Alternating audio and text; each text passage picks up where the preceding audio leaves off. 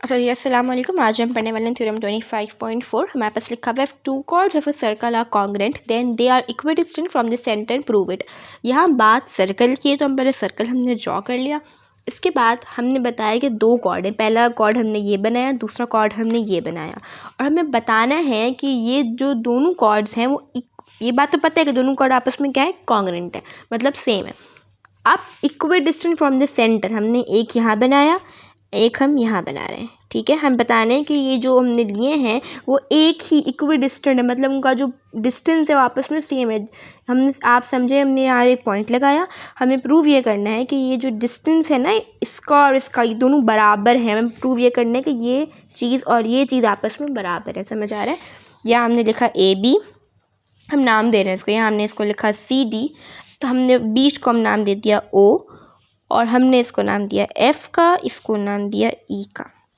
आप अपनी मर्जी से इसको नाम वगैरह दे सकते हैं। गिवन हमारे पास, पहले लिख लें, इसका गिवन लिख लेते हैं। गिवन है a circle with centre O।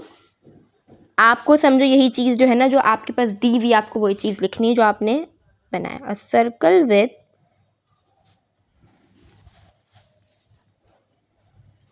Centre O, AB और CD हमारे पास कॉर्ड हैं, दो कॉर्ड्स की बात हो रही थी। AB and CD are two congruent का वर्ड ज़रूर इस्तेमाल करिएगा। कॉन्ग्रेंट और इक्वल बेसिकली जो है ना वो सेम होते हैं, बट उनमें एक फ़र्क ये होता है कि जो इक्वल उसमें हमें मेजरमेंट्स आ जाती हैं। आगे बताऊंगी किस तरह होता है।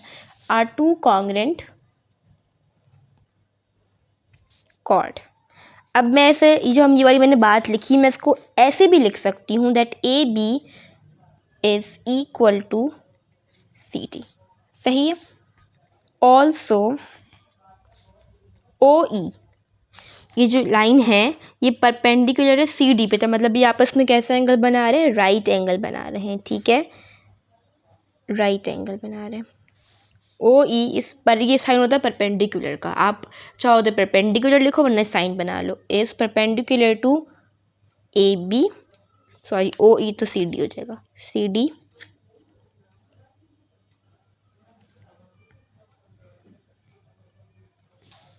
एंड OE CD हो गया। अब OF की बारी है, and OF is perpendicular to AB। सही है यहाँ तक। अब हम बताएंगे कि हमने प्रूफ क्या करना है। मैंने पहले ही बताया था, हमें प्रूफ ये करना है कि ये और ये आपस में बराबर हैं कि नहीं है। To proof OE is congruent to OF। सही जी। अब कंस्ट्रक्शन की बारी है। कंस्ट्रक्शन हम ये करेंगे कि हम इस सर्कल के अंदर दो ट्रायंगल्स बनाएंगे। एक हमने यहाँ पे बनाना है और एक हमने यहाँ पे बना लेना है। सही है जी। हमने ये बना लिया। हम लिख दो, आप इसको चाहो तो यूँ लिख दो, ज्वाइन O2C, या आप यूँ भी लिख सकते हो that join COE, sorry draw COE, या ड्रॉ AOF, या आप यूँ लिख दो ज्वाइन O2C एंड O2A। अब हम लिखते हैं हमारे पास जो हमने प्रूफ करना है, स्टेटमेंट।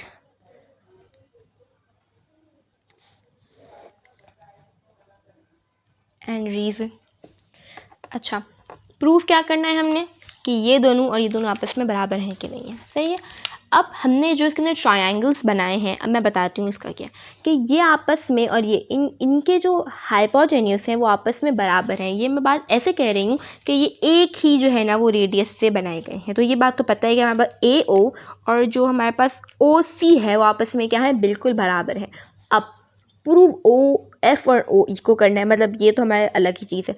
अब हमारे पास CE और AF में मसला आ रहा है कि हम लोग CE और AF का क्या करें। भाई हमें इसमें अश्योरिटी इतनी नहीं है, या है भी तो हम इसको बाकायदा लिख कर बताएंगे भाई इस तरह ये है। अच्छा, एक बात हमें से पता है कि AB और CD बराबर है। सही है ना।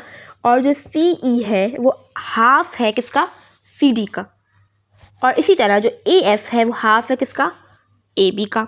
तो अब इस बात को मैं यूँ लिख सकती हूँ कि measurement of AF is half of measurement of AB। ऐसे लिख सकती हूँ मैं।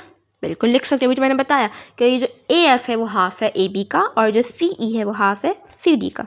दूसरी चीज़ लिखते हैं अब हम, that measurement of C E is half of measurement of C D. ये मेरे बन गई इक्वेशन नंबर 2। यहाँ तक बिल्कुल क्लियर है। इसका मैं रीज़न ऐसे लिखूँगी, इसका रीज़न ये है कि जो ए एफ है ना वो, ये देखें, सॉरी ओ एफ क्या है, परपेंडिकुलर है ओ बी पे। अच्छा, जब परपेंडिकुलर है ना तो मतलब उसने जो है ना बराबर हिस्सों में तकसीम करा है उसे, ये बात हमें याद होनी चाहिए कि हम लिखेंगे यहाँ पे O F is perpendicular to A B and जो हमारे पास सी ई है वो परपेंडिकुलर है किस पे, सॉरी ओ ई हमारे पास क्या ये ना, ओ ई परपेंडिकुलर है सी डी पे। दोबारा देख लेते हैं। हमने बताना है कि हमें इनकी और इनकी अश्योरिटी है या नहीं है, हमें इसको साबित करके बताना है, एक तरह का ना लिखना है प्रॉपर करके। तो हम ए एफ हाफ है ए बी का, सी ई हाफ है सी डी का, हमने ये चीज़ यहाँ लिख दी है। अब हमने इसका रीज़न ये दिया है कि जो ओ एफ है वो परपेंडिकुलर ए बी के और जो ओ ई है वो परपेंडिकुलर ए डी के, मतलब उस सी डी के, मतलब उसने क्या करा है बराबर हिस्से में इसको तकसीम कर दिया है।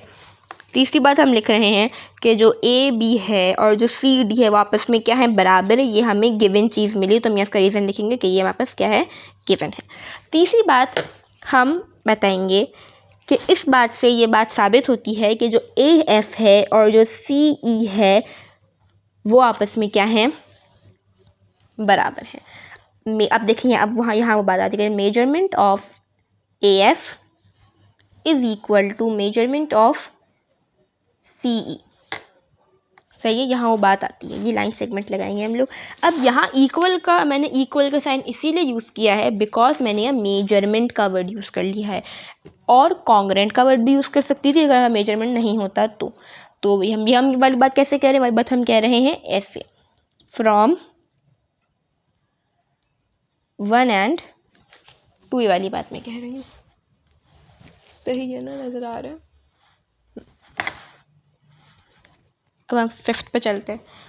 अब हमने बात बता दी कि सी ई और ए एफ बराबर हैं और ए ओ और ओ सी बराबर हैं। अब सिर्फ एक ही बात रह गई, वो बात ये है कि ओ एफ एंड ओ ई भी बराबर होने चाहिए। वो इसीलिए बराबर होने चाहिए बिकॉज एक पोस्टुलेट है जिसको हम कहते हैं hypotenuse of one side, hypotenuse and the side of one triangle and the hypotenuse and the side of another triangle हमेशा बराबर होते हैं। अब इधर देखते हैं कैसे। ए ओ एंड ओ सी बराबर है ना, क्योंकि वो एक ही हाइपोटेनियस है, क्यों, सॉरी, इसीलिए बिकॉज वो एक ही रेडियस से बने हुए, तो ये दोनों बराबर हो गए। ए एफ एंड ए सी बराबर है, एन सी ई बराबर है, अभी हमने बताया। और जब किसी भी ट्रायंगल का एक साइड और एक हाइपोटेनस दूसरे ट्रायंगल के एक साइड और एक हाइपोटेनस से बराबर हो जाए तो ये बात हम अश्योरिटी के साथ कह सकते हैं कि जो तीसरा साइड है वो भी जो है ना वो बराबर है। तो इसका मतलब ये दोनों ट्रायंगल आपस में क्या हो गए, कॉन्ग्रेंट हो गए हैं। थ्योरम हमारे यहाँ प्रूव होता है, बट अब इसको हम लिख कर भी बताएंगे। किस तरह बताएंगे, प्रूव हम इसको वो कर लेंगे, कंपेयर करेंगे that in triangle A O F कह लो आप लोग, ए ओ एफ, ये कंपैरिजन करें, ठीक है, एंड सी ओ ई, ठीक है। पहला हम लिखेंगे, पहला हमारे पास क्या है, दैट ओ ए एंड ओ सी हमारे पास जो है ना वो आपस में क्या है, कॉन्ग्रेंट है, बिकॉज एक ही radius of the same circle है। रेडियाई ऑफ द, मतलब रेडियस का प्लूरल है radii of the same circle. दूसरी बात हम क्या लिखेंगे, हम दूसरी बात ये लिखेंगे कि ये जो अभी हमने यहाँ प्रूफ किया है ए एफ एंड सी ई बराबर है, वो ऐसे बराबर है। तो ए ई एंड ए एफ आपस में क्या है, सॉरी, ए एफ है ये एंड ये हमारे पास है सी ई। ओके, ये बात हमने लिखी। अब हमने ये लिखेंगे प्रूव्ड, अब हमने ये पहले प्रूव्ड कर दिया है। अच्छा, अब हमारे पास जो तीसरी चीज़ है ना वो हम लोग